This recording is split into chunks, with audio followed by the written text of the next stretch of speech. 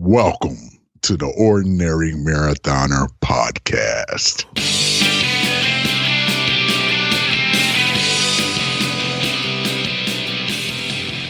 Hello and welcome to the Ordinary Marathoner Podcast. My name is Coach Scott. I'll be your host today. It is Friday, February 14th. Happy Valentine's Day, everyone out there. Steph and I, we got plans tonight. We're going out. We're taking the kids. We're going for like pizza and stuff. Trying to stay away from the heavy Valentine's Day crowd, you know. The couples crowd, but we got Grandma coming in for the weekends. She's coming in tonight, so we'll take the kids out to dinner tonight. We'll enjoy that, and then got Grandma for the weekend. And hopefully she gives us a little coverage so we can kind of sneak out and enjoy the Valentine's Day weekend ourselves. I did buy her a box of chocolate last night. Taking Sam home from practice, and we popped into the store, got a little Russell Stover, the heart chocolate, not the one, Not that it didn't have the map, the chocolate map, the ones with the chocolate map on the back that you can kind of like, it shows you where everything is. And so when you turn it over, you can kind of like, at least, you're pretty sure what you're going to get, or at least you're making a very good educated guess based on the map of what you're going to get. So you can get the caramel one. Everyone wants the caramel one. I'm good for the coconut too. It's just, the worst is the cherry, right? I don't know. The ones nowadays, I don't know if they have the cherry as much, but when I was a kid, they used to always have the one with the cherry. And so you'd pull out the chocolate, you'd bite it, not knowing what it was, because, if it was one without the map, you need the chocolate map. And, and that's one of those things, they always tell you, should never judge by the outside. You got to judge by what's on the inside. That's what really matters with people and chocolates. That's my lesson for today. But I got to be honest. I did probably take a little more than my fair share of the chocolate's gone already. One day, it's all gone. I know we just got off the Whole 30 too. We just got off the Whole 30. It was no sugar for a month. That was a good call. And I have, not that I'm not totally off the wagon. I'm not like totally sugar freak anymore. Sam and I did one day. We went for root beer floats. That was a promise that I had made her. Once I was off the Whole 30, we could go for root beer floats. We did that. Ate a couple too many of those chocolates last night. But overall, I've been pretty good. I mean, the thing about when you diet and you do something and it's successful and it works, you take the things that you think really were helpful and worked. Steph and I we went out for the weekend. We had some people over, so we bought a few bottles of wine. We have a bottle of wine left over from that night. Actually, I think we have two. It's been a long week, and we've done some binge watching on Netflix. All right, we watched that show Messiah. Have you guys? I wouldn't necessarily recommend it, and I don't know. It was okay. We binge watched the whole season, and the ending was super predictable. It's like ugh. I wouldn't. It's not awful. Wouldn't recommend. Anyway, so we start watching this thing, and it's like every night it's like we should kind of crack open a bottle of wine and watch the Messiah, and we didn't. The bottles of wine are still sitting there, guys. And what's good is that, it doesn't give me an excuse to wake up in the morning and be like, oh, I drank the bottle of wine, I got a little headache, I can't ride the bike. No, it's you get up and you feel good and refreshed. We didn't stay up late. Had we cracked open the wine at a certain point, we'd probably be up later at night. Because once you open the bottle, the whole thing's got to go. So, I'm happy to report that 2 wine bottles are still sitting there. We do it. So, yeah, the chocolate's bad habit. That was a bad deal. But other things that in general, we're doing pretty well. We're still doing pretty well. I weighed myself this morning. I was 236, so still down 10 pounds for the year. The trajectory, is still down. We're still trending down. I think my lowest weight was 234. But you know what? When I wake up super early in the morning, as opposed to say I woke up at 8 o'clock, which I might do tomorrow, depending on how late the baby sleeps. But if I wake up at 8 o'clock, those 3 hours of sleep, they will help me lose probably a pound. And I'm not even joking. It's just one of those things that the later I wake up, the more sleep I get, the less I will weigh in the morning. It's just one of those factors. So, that being said, I got up early this morning. I did a ride with Aaron Shepard this morning. Thanks for coming out, Aaron, getting the workout done nice and early. To leave open your Valentine's Day evening so you can enjoy it. Speaking of Erin, she's got a race coming this weekend, a 5K. I don't have it written down here. I got to show Erin the race schedule on our Team Ordinary page. But she's a member of Team Ordinary. She doesn't have a race on the race schedule, but we'll fix that. We got to get her races on there. We got some other people though doing some races on Sunday. Stefany Brown out there in Melbourne, Florida, doing the Eye of the Dragon 10K. Best of luck to you, Stefany. I know you've been doing a lot of the 5Ks. I know you did a half marathon at the end of last year.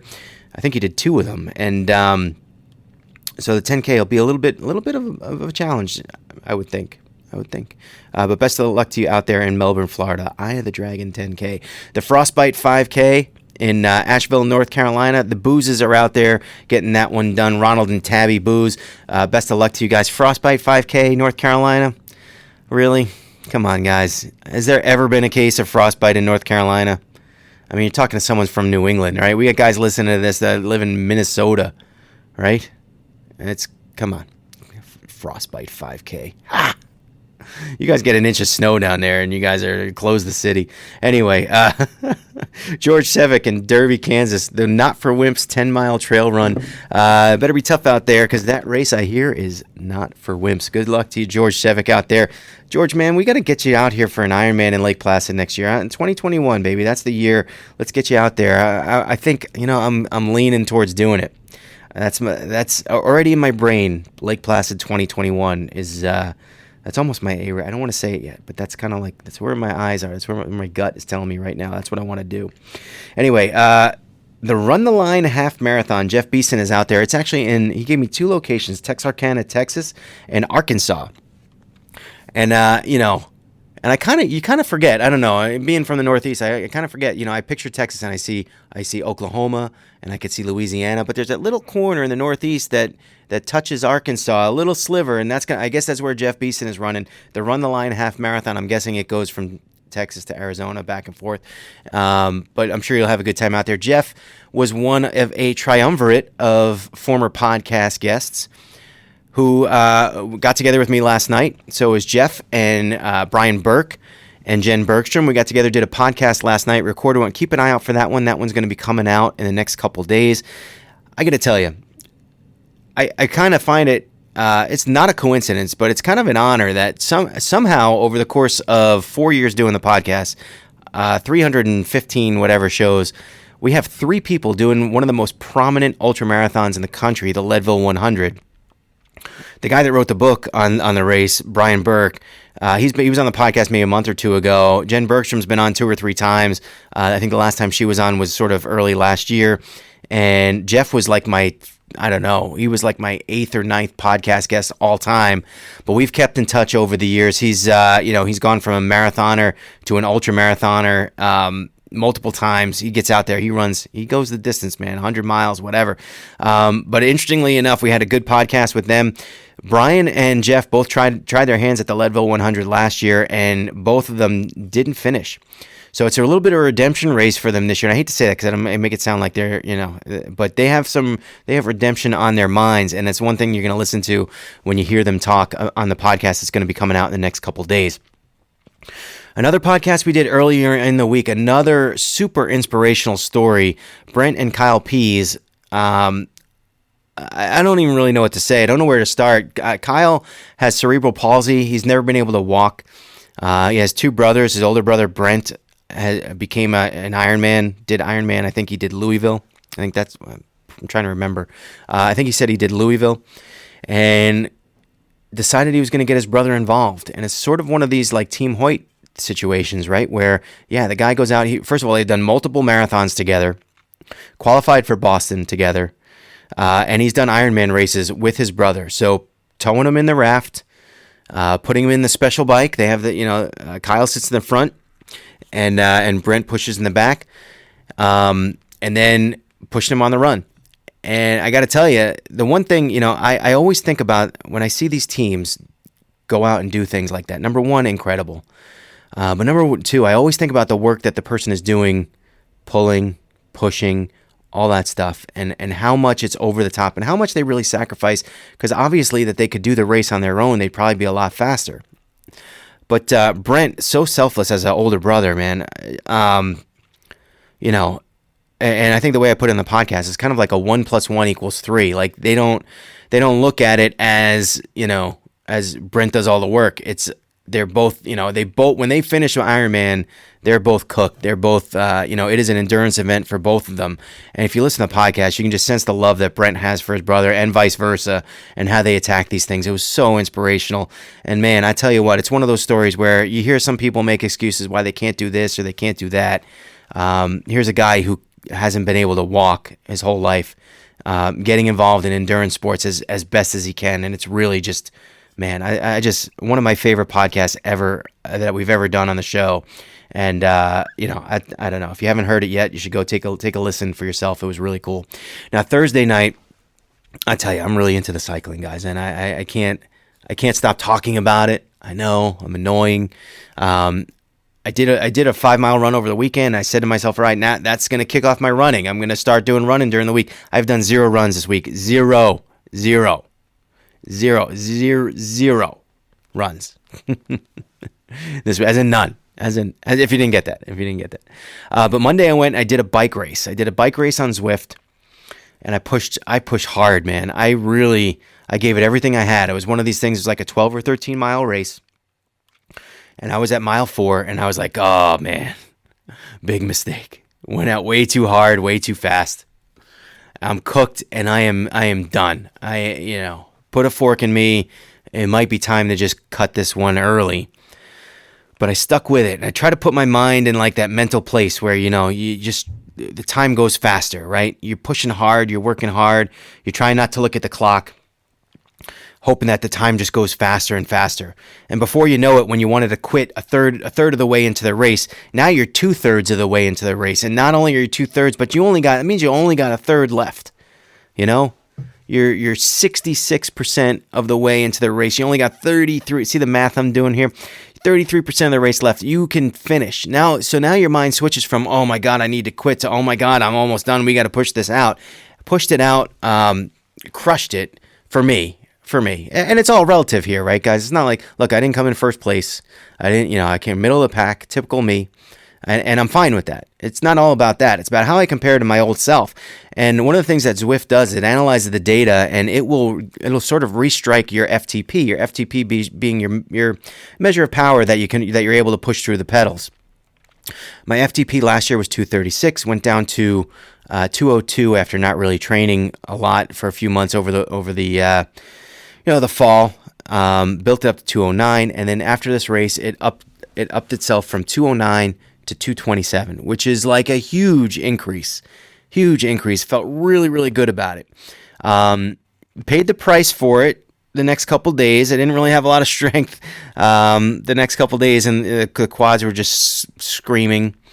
And one day I went on the bike, felt a little lightheaded, so I think that was Tuesday. It was a little tough. Got on the bike, though, Thursday night, that we did our Thursday night ride. The live stream worked. You can check it on our YouTube channel. Hit that subscribe button while you're at it. We always love the YouTube subscribers. And, it was awesome. We had a great time. I know Travis Heidebrink was there.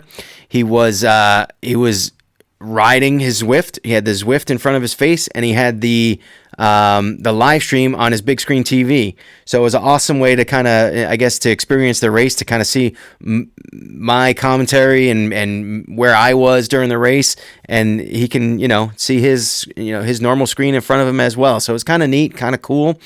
Love getting that done. I want to thank Matt Shore, Jacob Polzen for coming along. If you guys are out there, you want to join the race, you're on the Zwift. By the way, for those of you thinking of getting a Peloton, I got to tell you, and we talked about this on the podcast before, Zwift does a horrible job at painting themselves as an alternative to the Peloton. Because what would be better for you? Getting your own bike, throwing it on a trainer, spending $15-$20 a month, I don't even know what it's called or how much it costs, on a Peloton, on a Zwift setup, and also having the bike that you can then go and race or ride on weekends or do it. Or you get the stationary Peloton, which costs you like $2,700 plus like $35 a month for the membership. And yeah, you get a little trainer person that yells back at you from time to time. But I tell you, I think that Zwift does a horrible job promoting themselves in that market, because I really think I would take my setup over the Peloton any day of the week. And I don't get paid by Zwift. They should pay me. I'm waiting for that check, Zwift. I was trying to get them to be a what do you call it, sponsor for the Ordinary Marathon. No answer yet, but they got to be honest. They should be calling me. Call me, Zwift. It's Valentine's Day. Anyway, the amount of airtime I give them and promote them, they'd think that they'd be all over it. But anyway, I had a great ride last night. Really, we all pushed hard. We had a good ride. And, if you want, get a flavor for how it works. you could be faster than us, you could be slower than us. It doesn't really matter. Just get involved. I think it's a really good group, and hey, you get to see yourself on TV now, as long as the live stream is working. And it did work. It did work. We got it all set up. Things are working now. So we expect to do a live stream every Thursday night, 6:30 p.m. Eastern Standard Time. If you want to be involved, if you're on Zwift and you want to get involved, let me know. You got to follow me on Zwift, and then I'll send you the invite. We can invite, I think we invite about 20, 25 people every week. We get anywhere between 4 and 8 people. That's typical. That's been the typical attendance. But we had a really solid ride last night and getting it done. And I even got up this morning, got a workout done this morning, and feel good. Just feel good about my bike and where it is and where it's going. One other thing that I did want to mention. So I was talking to Matt Shore about this. Matt and Jacob, we have a little chat group that we talk a lot about cycling. And it's one of those things where I got out there last night. We did the group ride. We hit this big hill. It's called Box Hill in London. Obviously, it's not the real Box Hill. It's the computer Box Hill. And it was tough. It's a tough climb. It's a tough climb for me. I'm still, at 236 pounds, it's still a tough climb for me. And we got to this, area, Matt probably weighs a little more than me, but he's got a lot more power than me. He got up that hill really fast, faster than anybody, man. I don't know how he does it. And Jacob was doing a training program, so he was kind of at the whim of the training program. But even Jacob got up there much faster than me. Travis beat me up the hill by about 10 seconds. And it was just me back there. And here I am on a live stream, right? I don't want to make myself look bad. But I'm giving it everything I got on that hill. Everything I got. And it was probably, I think my heart rate hit like 170 or very close to it at one point. And I was pushing hard. I didn't want to get smoked on that hill, and I was smoked on the hill, but I didn't want to get smoked too badly on the hill. Anyway, it's just one of those things. So we were talking about it after, and it's like, Matt's point is, hey, one of the ways you get better is by riding with people who are better than you. And my father used to have all these different, we used to growing up playing sports. My dad used to always tell me that. Play with people who are better than you. It's the only way you're going to get better. You could kind of, when I play baseball, it's like you'd get on the all-star team or whatever. And that was, hey, you're playing with the better athletes than the town league. If you're playing with the town league, you might dominate the town league, but you're playing against people who you're better than. So you want to be playing with people who are better than you. It's the only way you get better. And when you watch that, if you watch that live stream video, I think case in point, I probably do not go up the hill as fast as I did last night without those guys pushing me, without the fact that I didn't want to be embarrassed on my live stream. So it all helps, man. It all helps, all that good stuff. So what I guess the point I'm trying to make here is don't shy away from trying something because you're afraid you're not going to be good enough. Or you're afraid you're not going to be fast enough. We've had people do a ride, who started out slower, who who struggled to keep up, and they just keep going after it, man. They just keep doing it. It's a lot of heart, but it's a lot of hard work, and we appreciate that. We all appreciate that. I mean, I don't care. You come in first, you come in last. I think I have a great deal of respect for the people who have the courage to continue, even though, and challenge themselves, even if they're in last or, bringing up the rear. And last night, that was me. And yeah, maybe I'm just trying to get people that are slower than me to come to the race and come to the rides that I'm not last, but I'm kidding. Anyway, I got to head out for the day. We are wrapping things up here today. Hope you guys have a great weekend. Train hard. Hope you got the workouts done early tonight because it's Valentine's Day. You got to take the wife out. You got to take the husband out, the boyfriend, girlfriend, whatever it is. Get out there. Be happy. Have a great weekend. Get things done. Get your training done. Get your races in. And remember, every day is an ordinary day unless you make it extraordinary. So get after it, guys.